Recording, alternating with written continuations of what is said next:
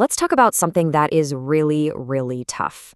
That moment you find out your partner had a whole past relationship that they just never told you about. Wow, it's a discovery that can totally shake the foundation of your trust. So let's try to make sense of it together. I mean, this is the big question, right? The one that probably brought you here. You've discovered something, and now your mind is just racing, trying to figure out what this really means. For you, for them, and for the whole relationship. The first things you feel are probably some mix of these three right here. Betrayal, anger, and just pain. And let's be super clear, it's completely normal to feel this way. Of course you do. The shock can be overwhelming, so it's important to just acknowledge how powerful these feelings are. Okay, so let's dive right into that initial moment. That gut punch feeling when the reality of what they kept from you first hits. Your mind immediately goes there, doesn't it? This silence feels like a lie. You start to question everything, wondering, well, if they hid this, what else could they be hiding? It feels like a massive betrayal of the trust you thought you both shared. This quote just nails it. You're stunned. Then you get very angry.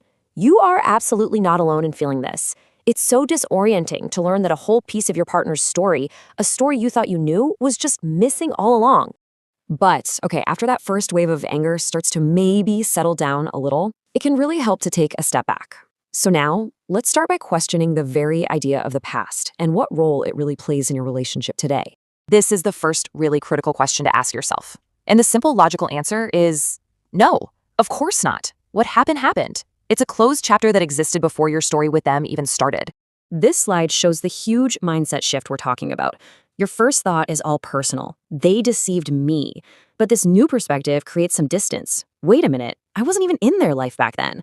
Their past actions couldn't have been about hurting you simply because you weren't there yet. And think about this for a second. That relationship didn't work out. It ended. And in a way, that ending was a necessary step on the path that eventually brought them to you, right? If it hadn't ended, your relationship might have never even begun. So if we can kind of accept that the past is the past, the next huge question is why the silence? If it wasn't about trying to deceive you, then what was it about? Let's explore some of the possible reasons. See, instead of malice, the reason is often rooted in something much more human, like fear or pain.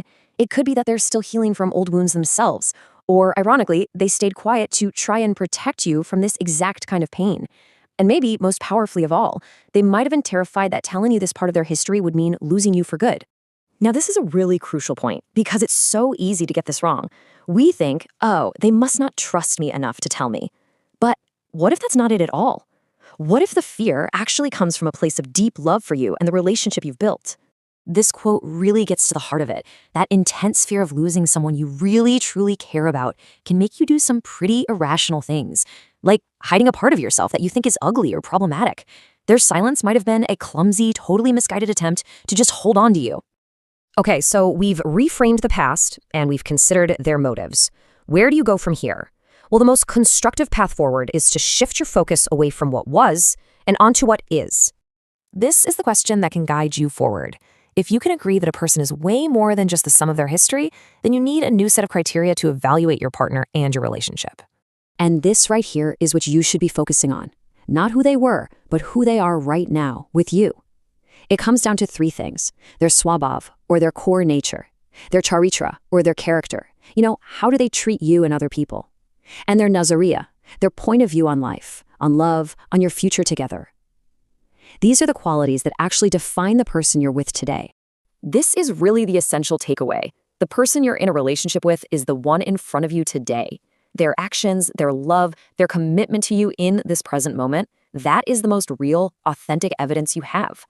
So let's bring all of this together. Let's put it all under one final, powerful idea that can help guide your decision on how to move forward from here.